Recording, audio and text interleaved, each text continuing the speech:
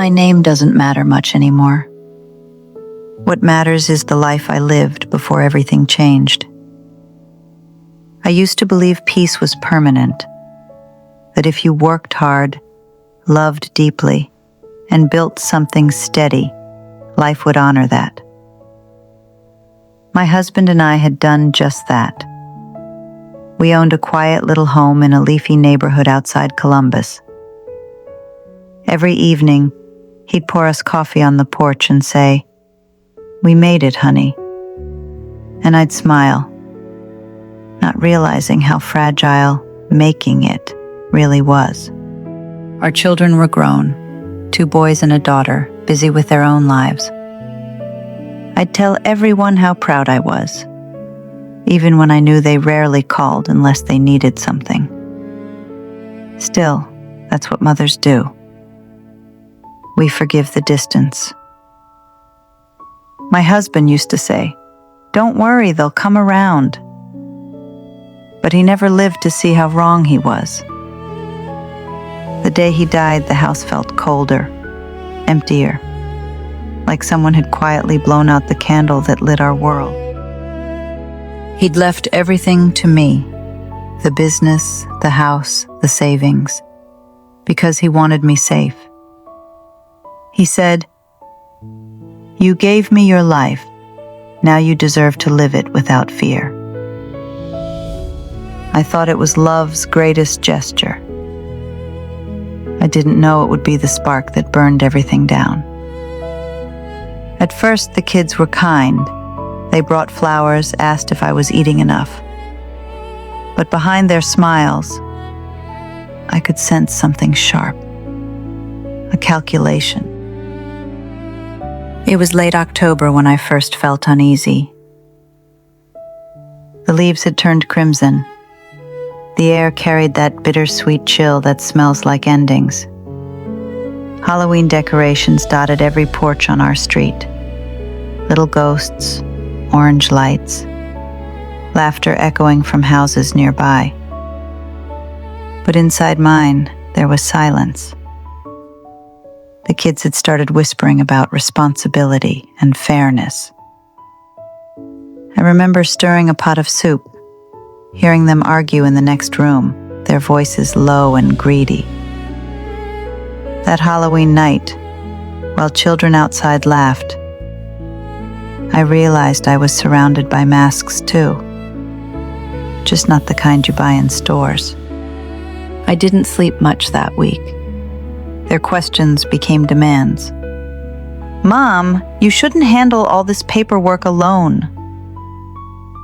"Mom, you're getting older. Let us manage it." They said it with forced smiles, like kindness could hide the push behind their words. I wanted to believe them. I really did. But sometimes when people love money more than love itself, even the warmest family can turn cold overnight. And that was the night my story truly began. Not with a scream, but with a quiet realization. The people I trusted most were about to take everything from me. Grief makes you soft in places you didn't know could bend. That's how they started, soft. My oldest brought over a casserole and a folder, just to help track bills, Mom. My daughter cleaned the pantry, slipping envelopes into her tote. The youngest changed my phone password for safety. I told myself it was kindness, but kindness doesn't keep a ledger. I remember sitting at the kitchen table, the same one where we'd iced birthday cakes, and watching their hands, quick, practiced, never still. "You shouldn't be alone with so much paperwork," my daughter said, tapping my knuckles like I was a child. I tried to answer, but my words came out as steam, there for a second, then gone. When the lawyer's number appeared on my caller ID a week later, it was already handled. Handled. Such a neat word for something that broke me in half. Little rules appeared like weeds. "Don't drive at night, Mom. Don't open the door unless it's us. Don't sign anything without one of us there. Every don't clipped another feather from my wings. They moved my medicine into a locked box and kept the key. You forget sometimes, they said. Maybe I did. Or maybe grief looks like forgetfulness when people want your seat at the table. I tested the boundaries, took a bus to the bank just to make sure everything was still in my name. The teller smiled, polite. Then her eyes changed. "I'm sorry, ma'am," she said softly. "There's a note here. Says large transactions need a family co-signature for your protection." A co-signature? That can't be right, I said. My husband left it all to me. She lowered her voice. "Your son stopped by last week. Said you'd been having a hard time after the funeral." My stomach dropped. My husband had worked 40 years so I'd never have to ask for permission again. And there I was, standing at the counter like a child asking for lunch money. I thanked her and walked out, grocery bag cutting into my fingers. For the first time in my life, I felt like a visitor in my own skin. The night it turned, the house smelled like tomato soup and rain. Wind pressed leaves against the window like little brown hands. My boys argued in the hallway, hushed, hot. My daughter came in with papers and a pen that click, click, clicked. "It's just to simplify," she said, setting them by my bowl. I pushed the pages away. "Your father trusted me." That's when their faces changed. A new weather moved in. Hard, cold, efficient. My oldest closed the kitchen door. The youngest unplugged the phone. "Mom, stop making this difficult." I stood to leave and felt hands at my wrists. Not a struggle, just a decision. They tied me to the chair with one of my husband's old belts. My daughter's voice went thin. "We're helping you. Sign." Outside, a siren wailed somewhere far off, too far. I stared at the pen like it was a little knife and said a prayer no one heard. They called it a wellness hold. That's how they explained the hospital later. But in my kitchen, it had another name. Hunger. They thought I'd break in an hour. It took less. They took my dinner away, set the pen back down. "Mom, don't be dramatic." The clock ticked like a nail tapping glass. I thought of my husband's last squeeze of my hand, how he blinked slow, like a promise. I thought of my children as babies, warm and milk-sweet, sleeping on my chest. The pen rolled to the edge of the table and stopped. I signed. Not because I believe them, but because there are moments a mother chooses a smaller wound to stop a larger bleed. The belt loosened. My hands were free, but everything else was not. They arrived with a lady in navy scrubs and a clipboard. "Just a little rest, Mom." My suitcase was already packed. Odd socks, no toothbrush. They'd learned to move fast. The woman touched my shoulder like I was a skittish horse. "You'll like it." Quiet. Quiet is a kind word for empty. At the curb, my daughter kissed my cheek.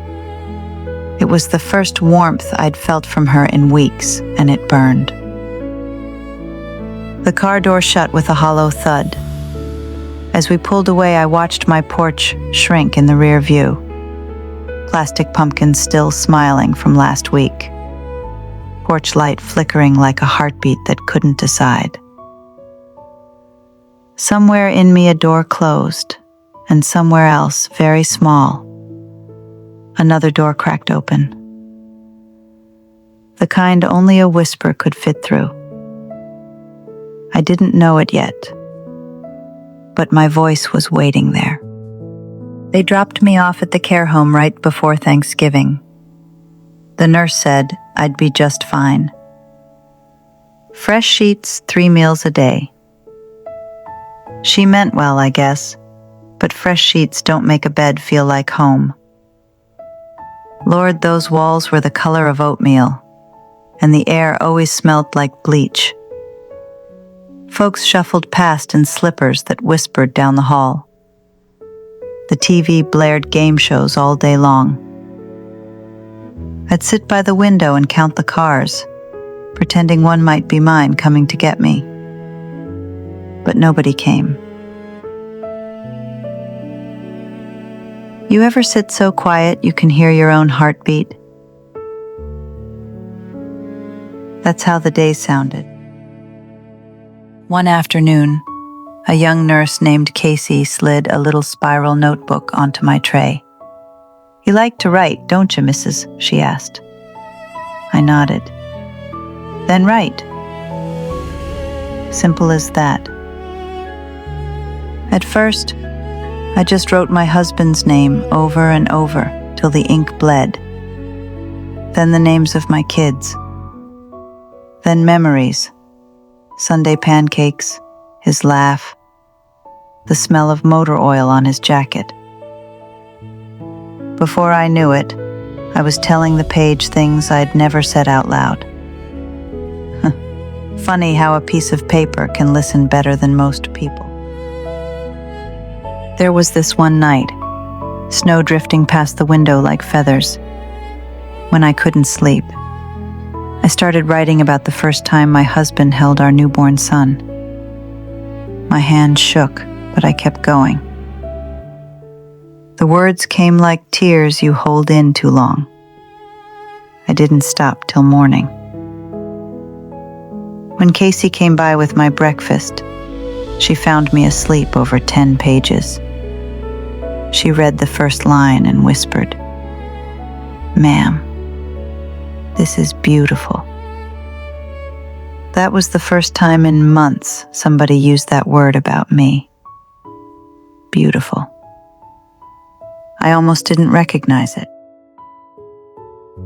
A social worker found one of my stories and said it had promise. She sent it to a little local magazine.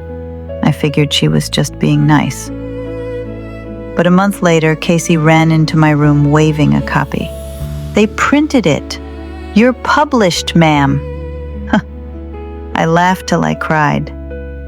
Just a short piece about losing and finding, but it was mine. They paid me $50, and I swear it felt like $1 million. I bought a real pen from the gift shop that day, heavy and smooth, so I could keep going.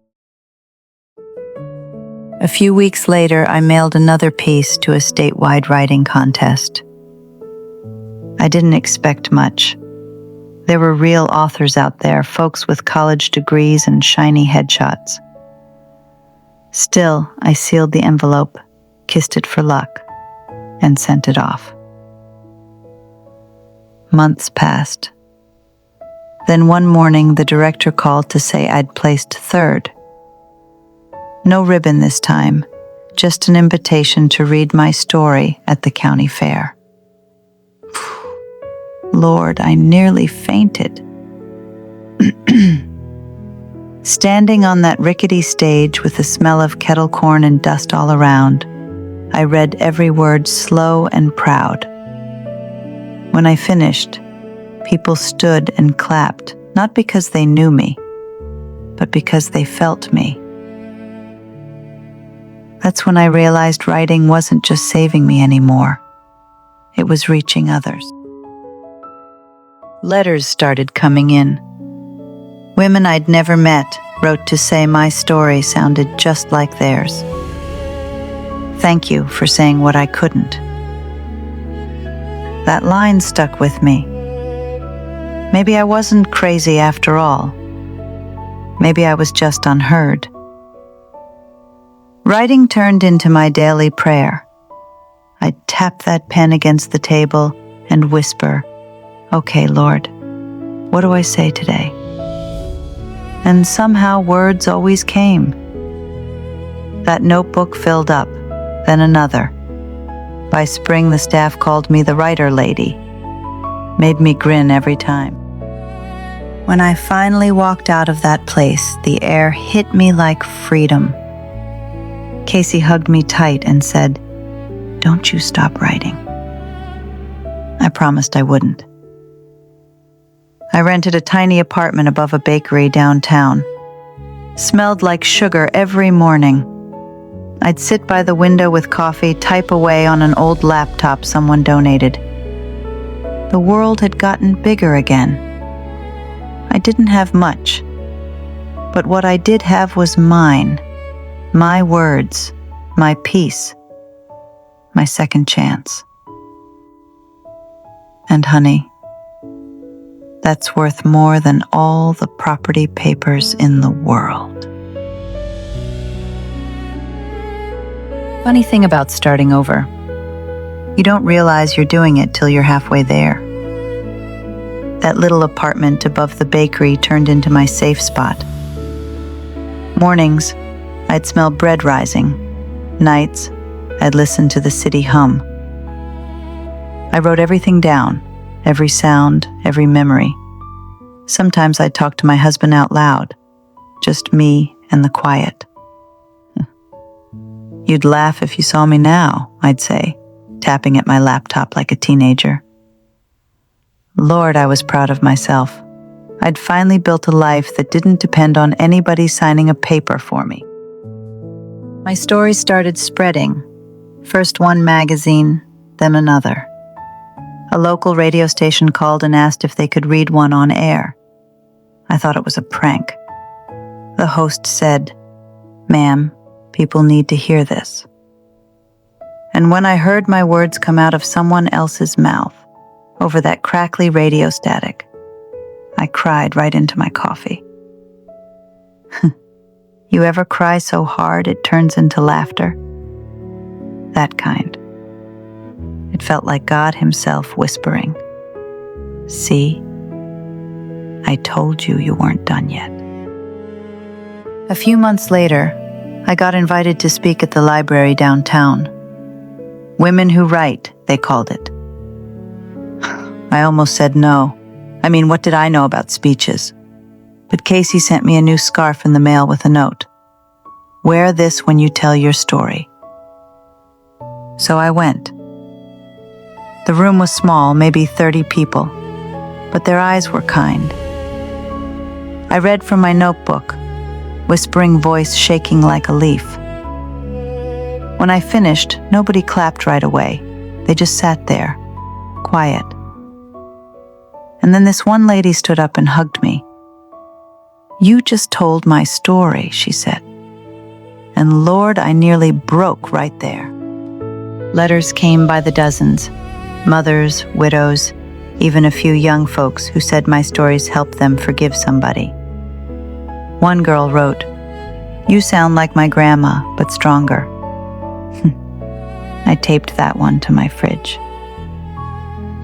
Sometimes I'd walk to the bookstore just to see my name in print, small, but there. People started stopping me on the street. "Aren't you the lady who writes those stories?" I'd grin and say, "Honey, I reckon I am. Never thought my second act would start in my 70s. Life's funny that way." That little event made the papers. Just a blur, but it was enough to start something. A TV producer from Columbus reached out. He said, "We want to feature you.